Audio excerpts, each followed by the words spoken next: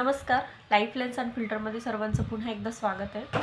तर आज जो विषय बोलणार आहे सायकोसोमॅटिक आजारांबद्दल. सायकोसोमॅटिक हा शब्द जर तुम्ही आधी ऐकलेला असेल तर खूप चांगली गोष्ट आहे, कारण त्याबद्दलच माहिती पोहोचवण्याचा हा एक प्रयत्न आहे. आणि ज्यांनी ऐकलं नसेल तर आज एकदम सोप्या शब्दात आणि एका रिअल उदाहरणावरून ते समजावून सांगण्याचा आज मी प्रयत्न करणार आहे.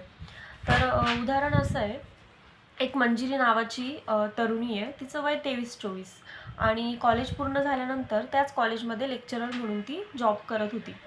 तर जेव्हापासून जॉब सुरू झाला तेव्हापासून तिला सर्दीचा अतिशय त्रास व्हायला लागला. सकाळी उठलं की डोकं जड पडायचं, शिंका येणं, नाक गळणं, याच्याने ती अगदी हैराण व्हायची. पण कधी कधी काय व्हायचं की याच्यामुळे कॉलेजला सुट्टी मिळायची. मग त्या दिवशी तिला बरं वाटायचं. असं सतत सतत सतत सतत घडत राहिलं. आता थोड्या दिवसांनी काय झालं की हा त्रास काही गोळ्या औषधांनी बरा होईना. गोळ्या औषध घेतलं की तात्पुरतं बरं वाटायचं, पण पुन्हा तो त्रास कंटिन्यू सुरू व्हायचा. मग काउन्सिलिंग केल्यानंतर असं लक्षात आलं की तिला हा जो जॉब होता तो करायचाच नव्हता. हा तिच्यावर लादला गेलेला होता, तिच्या मनाविरुद्ध तो होता, अप्रत्यक्षरित्या. तर मग त्याच्यानंतर हे कारण समजलं. मग तिला चेस्टनबर्ड नावाचं औषध दिलं. 2-3 महिन्यानंतर तिचं लग्न ठरलं, जॉबही सोडला.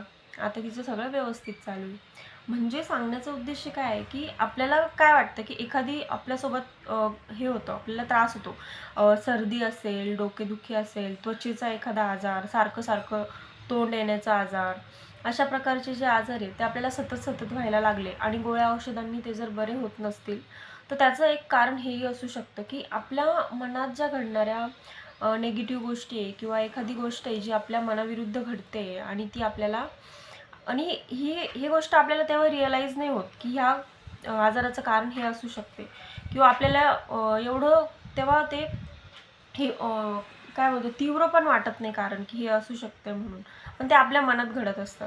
आताच बोलता बोलता बहिणाबाईंच्या सुंदर 2 ओळी आठवल्या. त्यांनी मनाविषयी लिहिलेला की मन जहेरी जहेरी याचं न्यारं रे तंतर, अरे इच्छू साप बरा त्याले उतारे मंतर. की बरोबर आहे, म्हणजे एक वेळ विंचू साप परवडला, त्याला उतरवायला मंत्र आहे, औषध आहे, पण मनाचं तंत्र खूप अवघड आहे. ते हे समजून घ्यायला पाहिजे. आणि याच्यावर आता उपचार पण अवेलेबल आहेत. आणि याच्यात जे उल्लेख केला आहे चेस्टनबर्ड नावाचं, तर ते औषध काय आहे आणि तशाच प्रकारचे बाकीचे कुठले औषध आहे त्याच्यावरचा एक वेगळा व्हिडिओ आणणार आहे, पूर्ण त्याच्याबद्दलची माहिती सांगणार आहे. आणि दुसरी महत्त्वाची गोष्ट म्हणजे हे जे सायकोसोमॅटिक आजार नेमके घडता कसे, अशी काय प्रक्रिया होती आपल्या मनामध्ये, त्याच्यानंतर त्याचा शरीरावर कसा कसा परिणाम होतो, याचा एक सेपरेट व्हिडिओ घेऊन येणार आहे. तर आजचा व्हिडिओ तुम्हाला कसा वाटला नक्की सांगा. आणि तुम्हाला अशा कोणत्या प्रकारचा त्रास आहे जो वर्षानुवर्षे होतोय आणि गोळ्या औषधांनी तो बरा होत नाहीये, आणि ही माहिती तुम्हाला नवीन होती का हे पण मला कमेंटमध्ये नक्की कळवा. थँक्यू.